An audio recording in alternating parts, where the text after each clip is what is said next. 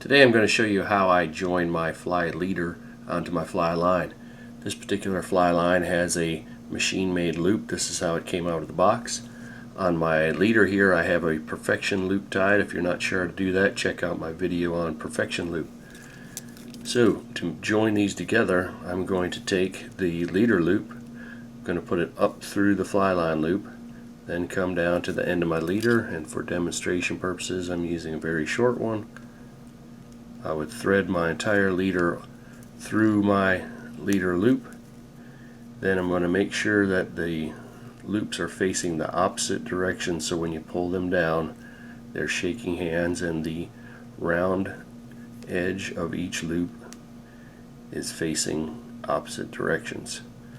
So that's a simple way to join two fly lines together.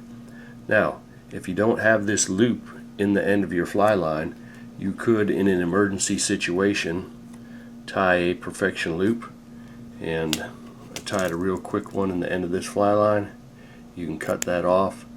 You don't want to make a habit of this. We don't want to be particularly have this big knot in my fly line, but if I had an emergency and my loop broke off or it opened up or some reason I had the end of my fly line, a straight end, tie a loop in there, put the two loops together.